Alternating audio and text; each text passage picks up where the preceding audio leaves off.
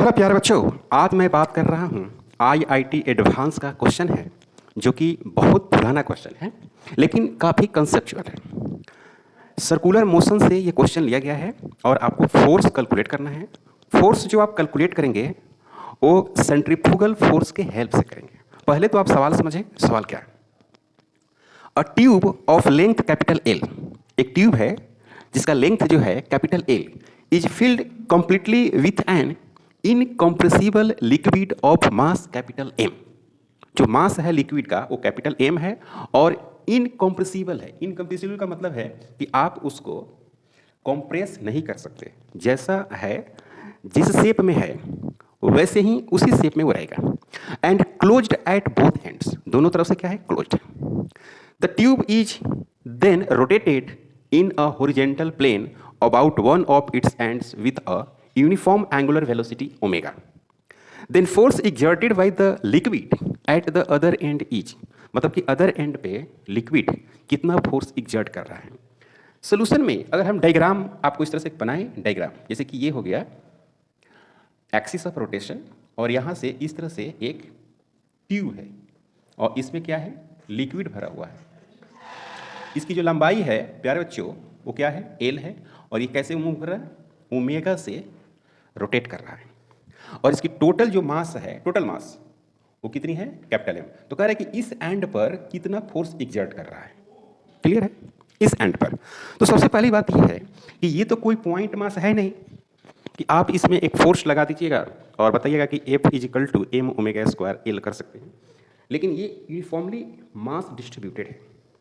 तो इस क्वेश्चन को सोल्व करने के लिए हम लोग कुछ कंसेप्ट की बातें करते हैं।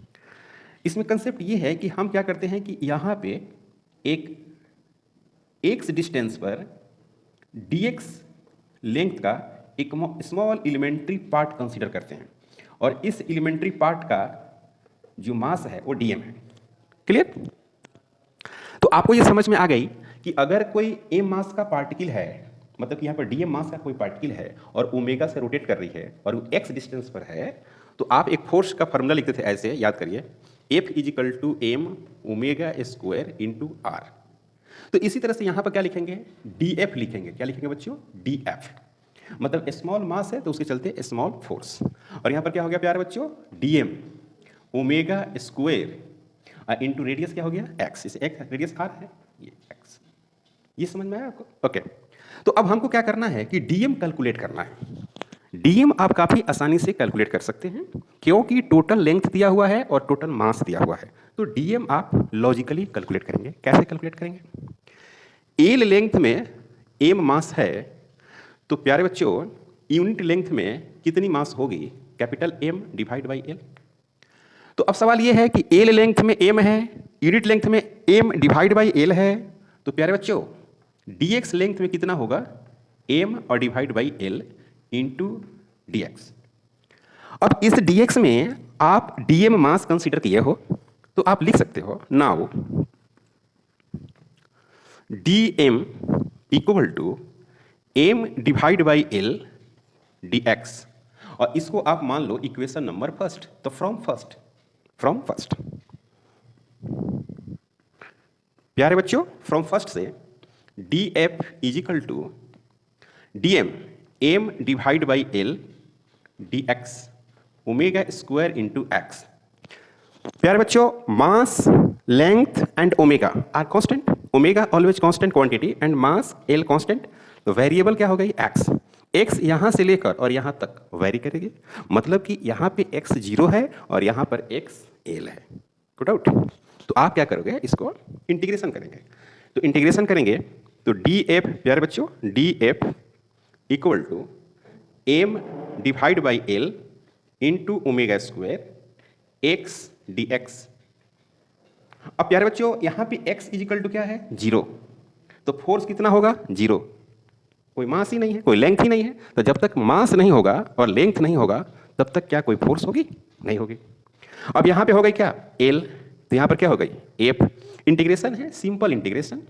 तो इसको क्या लिखेंगे, df का इंटीग्रेशन f और 0 से प्यारे बच्चों f करेंगे।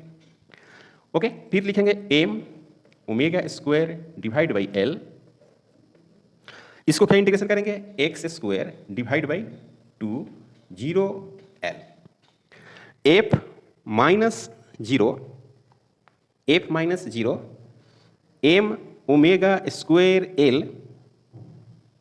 Into L square divide by 2 minus zero, L से एल कैंसिल हो जाएगा तो आपको मिलेगा F is equal to M omega square L divide by 2। This is the answer. At force at point this end point पे force clear है। यहाँ पे फोर्स क्या है बच्चों, जीरो, बढ़ते जाएगी बढ़ते जाएगी बढ़ते जाएगी बढ़ते जाएगी और इस तरह से फोर्स कर लें। ये हो गया आंसर। इसको अगर दूसरे तरीका से अगर देखा जाए और तो इस रॉड को हम लोग क्या करेंगे, एक पॉइंट मास मानेंगे। रॉड नहीं है बच्चों, पाइप है, ये ओमेगा से घूम रही है, ओके। और यहाँ पे क्या करेंगे हम लोग, इसको पॉइंट मास मान लेंगे, सेंटर ऑफ मास जिसको बोलते हैं। अब ये पाइप जो है वो यूनिफॉर्म मास डिस्ट्रीब्यूशन है, तो इसकी सेंटर ऑफ मास कहाँ लाइज करेगी, L/2 पे। कहाँ पर लाइज करेगी बच्चों, L/2 पे। तो ये जो हो गई R, और ये R कितनी हो गई बच्चों, L/2, दिस इज L/2। और ये ओमेगा से रोटेट कर रही है, तो ओमेगा से जब रोटेट करेगी तो इस पर फोर्स कितना लगेगा पार्टिकल पर, F equal to M omega square into r. F equal to M omega square into r, और R का मतलब L/2। This is answer,